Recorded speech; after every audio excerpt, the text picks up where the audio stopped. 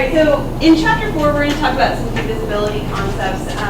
And section 4.1 actually is about divisibility. And the first thing I want to talk to you about is what we mean by saying something divides something else. So if A or B are whole numbers, then B divides A. And the notation for that is a vertical bar between them. So we've got a B and then a vertical bar in A. That's why B divides A. It's not a fraction bar or anything like that, but it has the same kind of an idea. And this is true if and only if there's a unique whole number Q such that A equals B times Q. I'm going to do a number example here in a second so you can see it. But if B divides A, then B is a factor or a divisor of A, and A is a multiple of B. So let me do a number so it all starts to work together. 4 divides 20, agree? Yes. So we would say then that 4 is a factor of 20. Oh, the reason 4 divides 20 is because 4 times what is equal to 20? 5. So that's the Q that this is talking about. So the reason that that works is because there's a number of 5 that multiplies by 4 to give me the 20. So we say that 4 is a factor of 20. We can also say 4 is a divisor of 20, or we can say that 20 is a multiple of 4. Okay? So when I think of factors and divisors, you should be thinking about division. When you're thinking about multiples, you should be thinking about multiplication, in particular like the multiplication tables back from 3rd grade. So when I talk about the multiples of 3, I'm talking about the multiplication table that is created by the threes, that threes table you remember and whatnot. All right, so for any whole numbers A and D, if D divides A and N is any whole number, then D divides N A. In other words, if D is going to divide A already, then if you multiply it by something else, it will still divide it. Right, so if 4 divides 20, then 4 also divides 40. And 4 divides 200, because those are just multiples of 20. And so I can continue with that process. All right, so we're going to fill in this next slide. We've got whole numbers A, B, and D, and we've got some properties about these, and I'll explain why they work as we go. You want to write small because the details are, they're not long at all, but they're going to take a little bit of space. So if D divides A and D divides B, then D divides A plus B.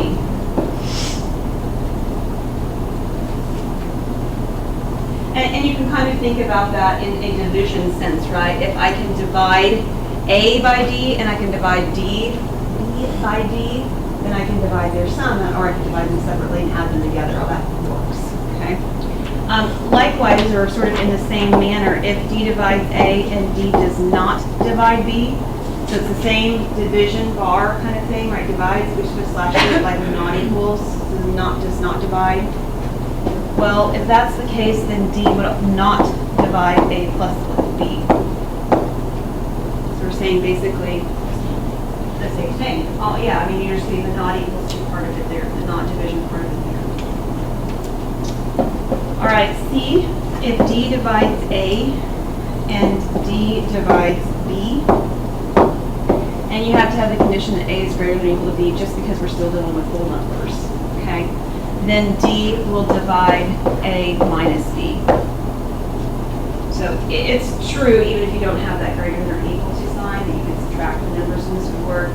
It just might be that when you subtract numbers, you actually end up getting things that are not whole numbers. We're still with whole numbers. And likewise, if D divides A and D does not divide B, again, A is greater than or equal to B, then D does not divide A minus B. Sorry, mine does not divide their string until they're x's, and they shouldn't. It should be a vertical bar with a slash through it. All right, then there's one more. If D does not divide A, but it does divide B, and again, A is greater than or equal to B, then we also have the fact that D does not divide A minus B. So it has to divide both of them, and it doesn't matter which of those two. You notice the only reason that we don't have that up here on between A and B is because addition is commutative, so I don't need that extra different property, if you will.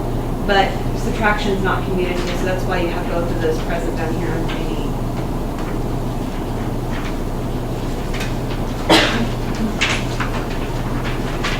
All right, we're going to look at some divisibility tests.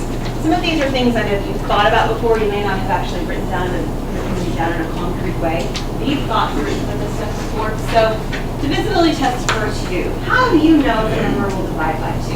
It's even. It's even. And more specifically, what does it mean for a number to be even then? 2, 4, 16. And what about 2, 4, 6, 8? It does not before it ends in 2, 4, 6, 8. It ends in those, right? And 0. And 0. We missed 0 more, so yeah. So it has to do with what the number ends in, right? So it doesn't have to have all 2, 4, 6, 7, and 8s or anything like that, but it has to end in that digit. So a number is divisible, a whole number is divisible by 2 if and only if it ends in an even number. And those numbers, as you mentioned, are 0, 2, 4, 6, and 8. 4 looks a little funny. I know I started right to the end. All right, how do you know if a number is divisible by 5? Right, so it's divisible by 5 if and only if it ends in 0 or 5.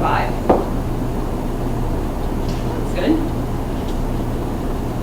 10, how do you know if a number is divisible by 10? It ends in 0.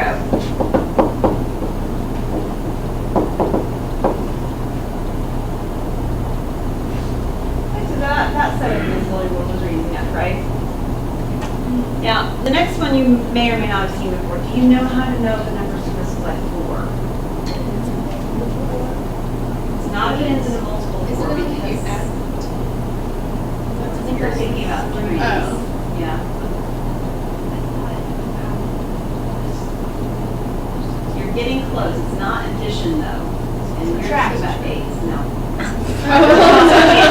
Let's pause. All right, a whole number is divisible by 4 if and only if the last 2 digits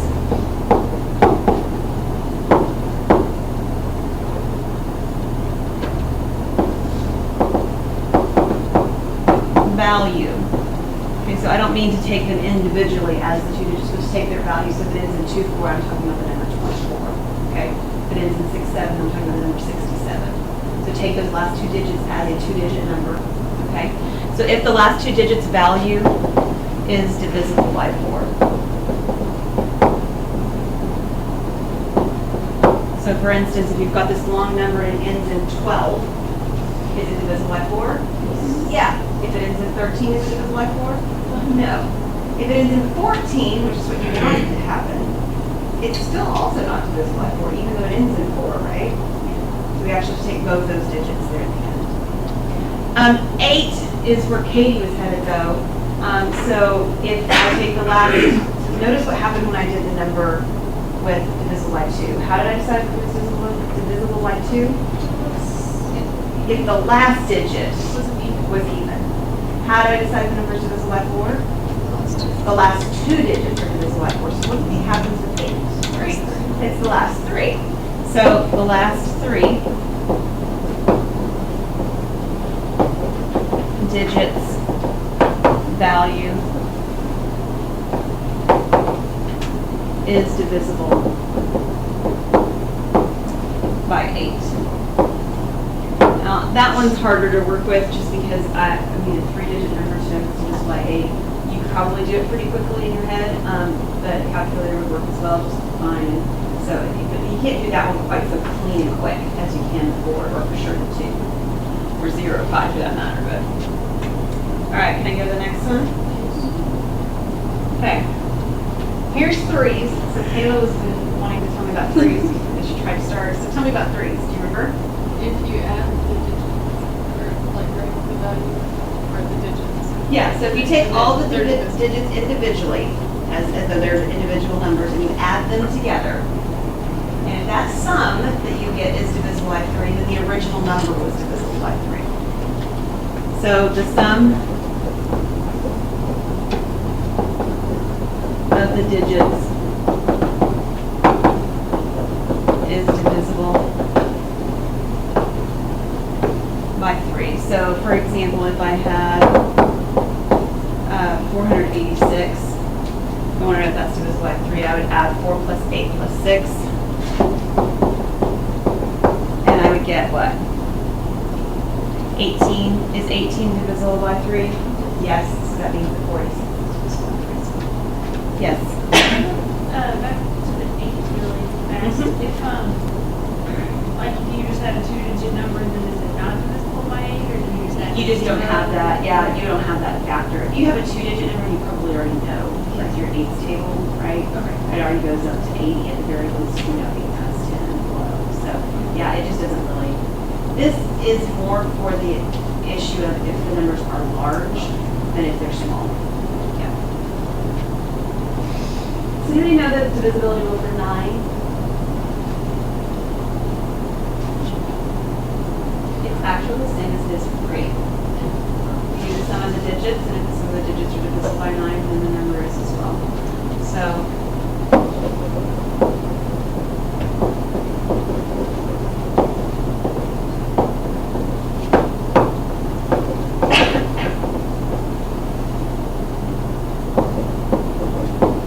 so the sum of the digits is divisible by 9, then the result is divisible by 9. So I already gave you example 46. Is 46 divisible by 9? Was it? Yeah. Because 18 was divisible by 9, so 46 will be.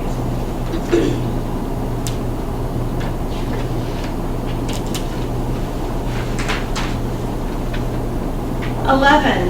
Okay, 11 is interesting. So I'm going to write down a description for it, and then I will show you how it works. It's a little different. The divisibility test for 11, I assume nobody's seen it before. No. All right. The sum of, I'll write it the way your book does. This is not the way another class I'm teaching writes it, but it's okay. The sum of the digits in the places of even powers of 10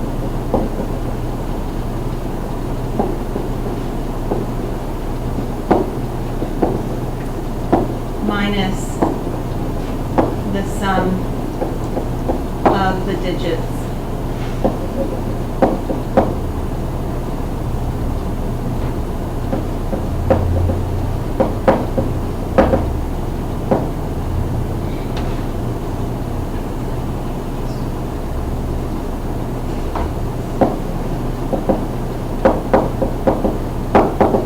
in the places of odd powers of 10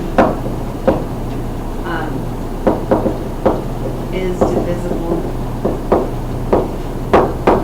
by 11. It's so wordy and awkward to write, it's really easy to do. So what you do is you take some number, and I'm going to make this one up, I have one written down. But you take a number, and it's generally a large number, maybe something like that. So there's 101 million. And what you do is you do every other number. So, okay, so I circle every other number just to differentiate them. I'm going to add up everything I circle in red. That's the sum of the every other digit business. This is the sum of the digits in the even powers of 10, or odd powers of 10. It doesn't even matter which one it is. But if I add 1 plus 1, I get 2 plus 3 is, plus 6 is, plus 2 is. All right, so those are 13. And then let's add up everything I didn't circle. 0 plus 4 is, 4, plus 7 is, 11, plus 9 is 20. All right? So I have 13 and I have 20, and you can just do the smaller one minus the larger one. So if I subtract those, what do I get? 7. 7. Is 7 divisible by 11? No. So that number there over there, 101 million, whatever, it's not either. Okay, so you're adding up every other digit. You do it. You add up every other digit both times. You go both circle one and the non-circle one. So you subtract those. Okay, so I got 21 is 13. 7. And 7 is not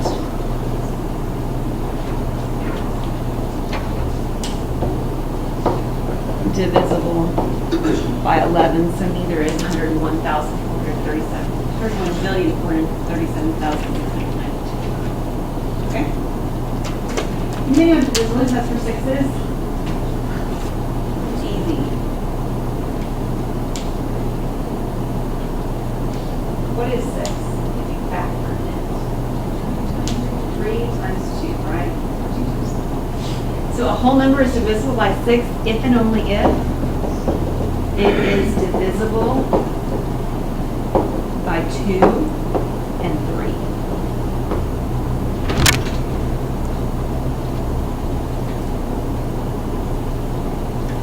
This slide always makes sense. Right? All right, so what we're going to do is we're going to take a number. My number is 24,000 something. We can go to the next slide. You may or may not have enough space in the slide itself. You may have to go over to the line side of this because we're going to test the numbers 2 through 11. We've got one skipped in there, 7. And we're testing to see if these numbers are divisible by if this long number is divisible by all of these smaller numbers. Okay, so, and jot yourself a note by each of them as to the why, because even if your book doesn't ask at some point on a test, I will, right? You guys know that by now. Is this divisible by 2? No. Why not? It doesn't end. Yeah, so it's not It doesn't end. even at the end. All right, how about 3?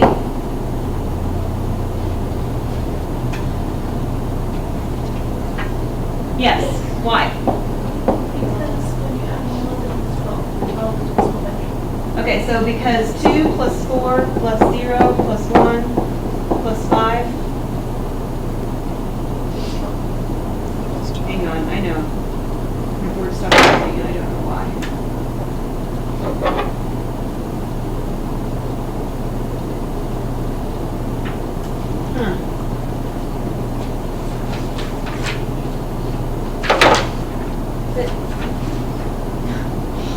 All right. All right, 2 plus 4 plus 0 plus 1 plus 5 equals 12. And this divides IDES by 3. What's next? 4. No, why not? Because 1 plus 5 is 6 and 6 is 8. Not quite. 15 is not divisible by 4. Right, we don't want to add the 1 and 5, we just want to take the number itself. Because 15 is not divisible by 4. How about 5? Yes. Yes, why? It ends at 5. Because it ends in 5. What's next? 6, I think. How about 6?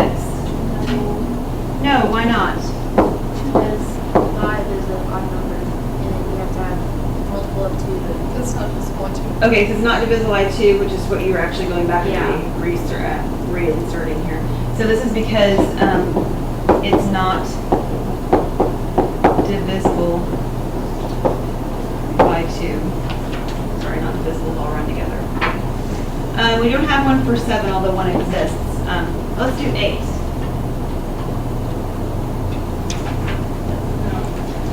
No, why? Because the last 3 digits are divisible by 8. Last 3 digits 0, 1, 5 is not divisible by 8. You could also say it's not a multiple of 8. That's an equivalent argument. How about 9?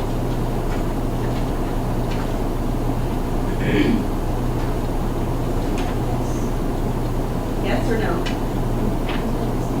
No. It's not quite the same. The process is the same. But it is not Unless you divisible. add it like it has to be divisible by 9. Right. So we still add it all together, but at the end we check whether or not that sum is divisible by 9, and this one doesn't work. So no, because again, the 2 plus 4 plus 0 plus 1 plus 5 is 12, and that is not divisible by 9. 10. No, why not? Because it doesn't end in 0. And 11, so this is the weird one, okay? So when we do 11, we circle every other number, so I've got 2, 0, and 5.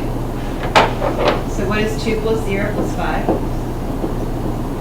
That's 7. And then I have 4, plus 1 is 5, and if I subtract these, 7 minus 5 is 2, and this is not divisible by 11. Most of the time, it's not going to be divisible by 11, right? I mean, most of the time, you're not going to subtract those and get 11 or 22 or something like this, right? So that's good to know. All right. Next slide. We're going to classify each of the following as true or false. Okay? Again, we're going to jot a little note down to ourselves so we can remember why we made that decision. If a number is divisible by 6, then it is divisible by 2 and 3. Yes. That is true. And why? Because 2 and 3 are Yeah, this is actually the divisibility test.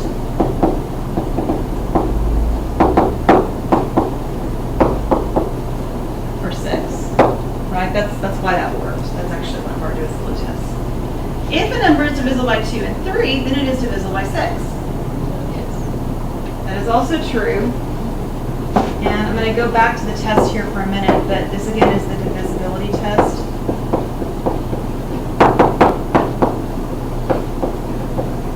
For 6. So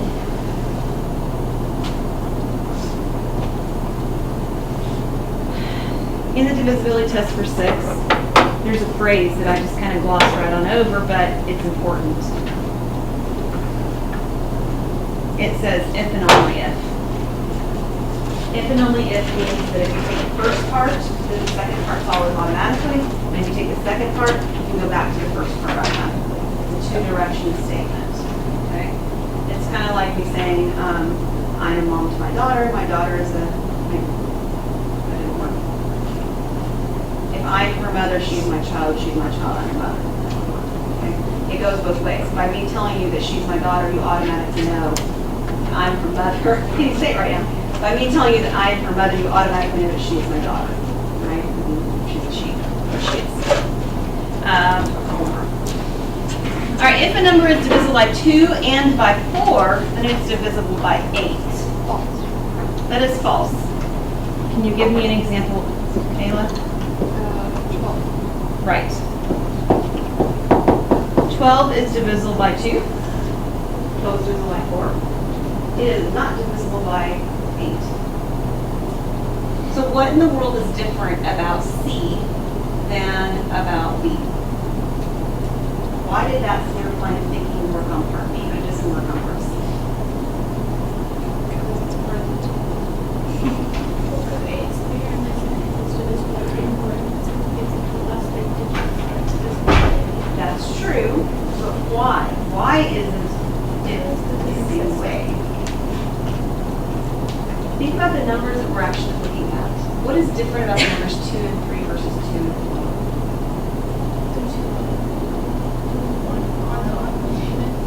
The issue isn't exactly odd and even.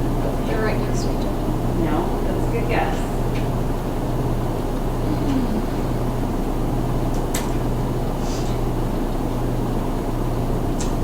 They're prime. That's close. You're along the right idea. So she said they're prime, and it isn't really so much they're prime, but it's something that they're called relatively prime. So what that means is that they don't have anything in common with each other. 2 and 3, but we could have done 2 and 9, and it'd be okay as well. 2 and 9, even though 9 is not prime, okay? Because the issue is that the 2 and the 3, or 2 and 9, or 2 and 15, they don't have any factors in common, do they? But 2 and 4 do. 2 and 4 have a common factor of 2. So it's that common factor that's causing problems. It's the reason that this won't work the way it's described. So I could actually take that divisibility test for 6, and I could make it a divisibility test for 15. A number is divisible by 15 when it's divisible by 3, 5. A number is divisible by 14 when it's divisible by 2 and 7. You can actually do that divisibility test of 6 much more generally. You just have to pick 2 numbers that do not have anything in common to start with. Okay? Different, right? A number is divisible by 90 if it's divisible by 10 and 9. Okay, I just have two numbers that do not have a factor in common and 10 and 9 don't. All right, so let's do the last one then here. If a number is divisible by 8, I'm sorry, it says A. A number is divisible by 8 if and only if it is divisible by 2 and by 4.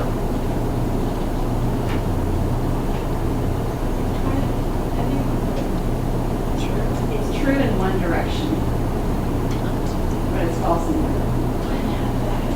other. The tricky part is the phrasing right here again. I didn't make the problem up. I picked it up right out of your textbook, if and only if. So, if I had changed the problem so that this was not here, and I put the if in the beginning, and put a then right here, then it would be true.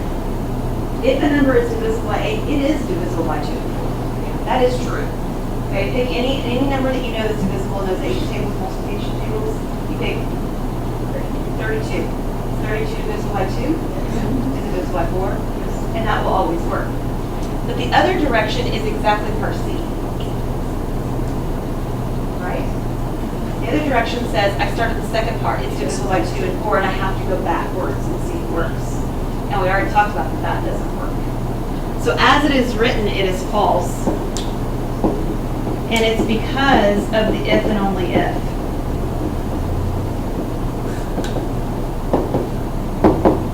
So if I made the change that I made right here, with my changes, it would be true. So be real careful with that phrase, if and only if, because if something says if and only if, it means it has to work both ways. You have to be able to start at the beginning and deduce the ending part, and you have to be able to start at the ending and go back to the beginning. That's the if and only if. All right, so these are not ones that we have tests for. However, there are ways to think about them to make sense of whether or not we can say yes or no here. Answer each of the following without actually performing the division. Explain how you did it in each case. I've got 34,015, and we want to know, is it divisible by 17? What do you think? No. Caitlin's shaking her head as though she can give me an answer. You know why, Caitlin? How do you decide?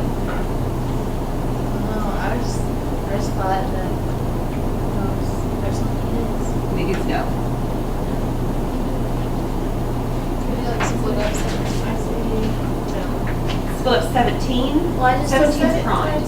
Well, because I looked at 15 and 15 is smaller than 17, so I don't think it can be divisible by 17. So you just looked at the end, the two numbers at the end, and said, oh, I don't think that one's going to work. Yeah. Okay, so what if that number at the end said 20?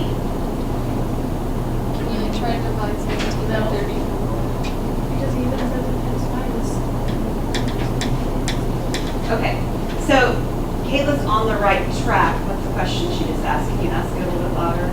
If you could split up like 34,000, be like 17 divided by 30. Yeah, so think about these numbers as pieces. 17, does it divide 34? No,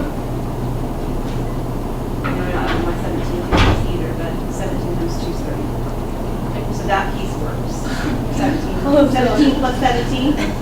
17 plus 17, 34. That way, we can probably think about an additional one better. So 17 times 2 is 34, so it works on the first piece. The problem comes in with the 15, which is what you were noticing, Caitlin. The 15 has a problem because 17 does not divide 15. All right? So this is no. So 17, I'm going to use some notation here. 17 divides 34, but 17 does not divide the 15, which is a problem. We're sort of breaking it up in pieces. Now, we're going to do the same thing on part B. Yes. This one is a yes. Again, 17 divides 34, and it also divides 51. Do you know what it is? 3. It is 3.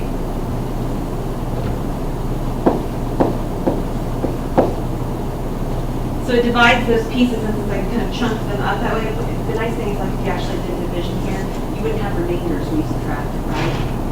You're not getting any remainders that you have to worry about, which is why the division is so clean. Right? 34 divided by 17 doesn't give me a remainder, and then I just want to connect 7 numbers. So that's what we're looking at. What about C? 19,031, is it divisible by 19? No, and we've got the same idea going on. So somebody tell me what I'm going to write. No, why? 19 is divisible by 19. 19 does not divide 31. We need a little more. Oh, I left my mark off. Sorry. I'm trying to figure out what you guys are saying. Yes, you're right. How about 2 times 3 times 5 times 7? Is that divisible by 5? Yes, it is. Why? Because it has a factor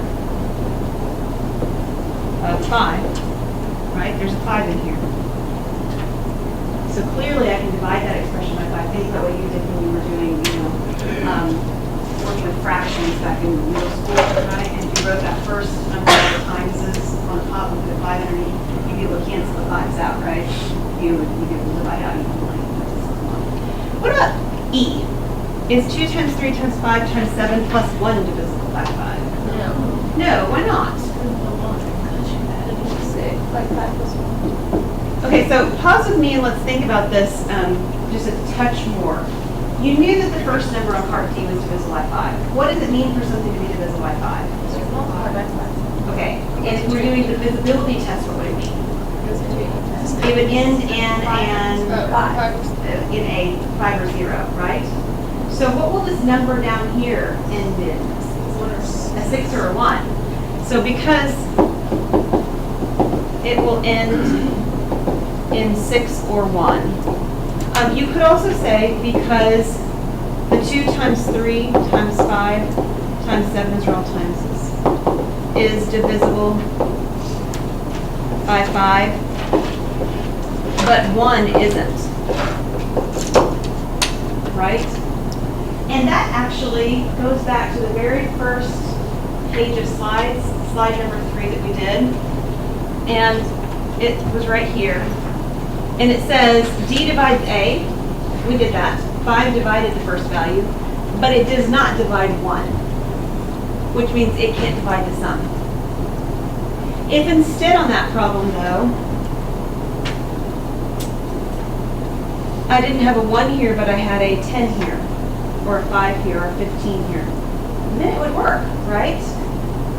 Because 10, 5, and 15 are all also divisible by 5. So I could add them to it, and it would be all just on the out. All right. Let's take a look at another one. All right, if 24 divides M, I shouldn't say AM, changed my problem. If 24 divides M, what other numbers would have to divide M? 2. Good. What else?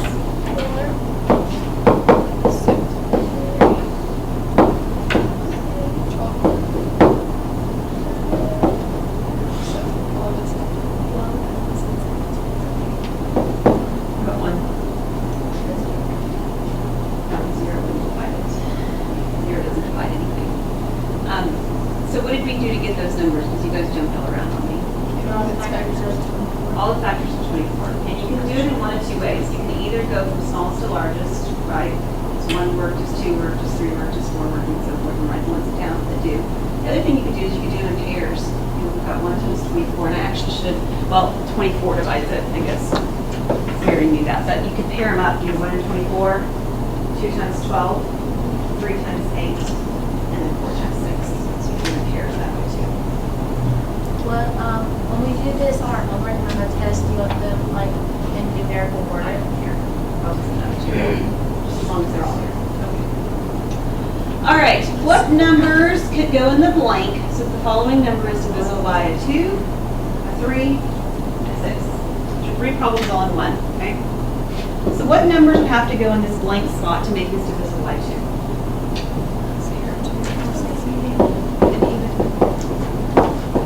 0, 2, 4, 6, and 8, right? If any of those numbers were in that last blank spot, this number would divide by 2. How am I going to figure out if the number divides by 3? Just add them all up and be like, So much more immediate. Perfect, Anna. Okay, so I'm going to add up what's already here. So 5 plus 4 is, plus 3 is, plus 2 is, plus 2 is. So the sum already is 16. So I need to know what numbers I can add to 16 that would also then be divisible by 3. 2 would work. What else? 5 would work. Right, 16 plus 5 is 21, and 21 is divisible by 3. 8 would work. How do you get from 2 to 5 to 8? You add 3, don't you? 2 plus 3 is 5, plus 3 is 8. And if I did it again, I'd get 11, and that's too many to go in one more space, so I can't do that. All right, so how am I going to figure out which numbers I could use for this to be divisible by 6? I look at what they have in common in A and B, right? So what numbers can I put in part C? 2 and 8. 2 and 8. Right? That's what they have in common.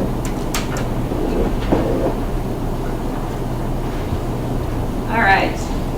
We will stop here and we'll pick up here next time. Have a great couple days, and I will see you guys all on Friday.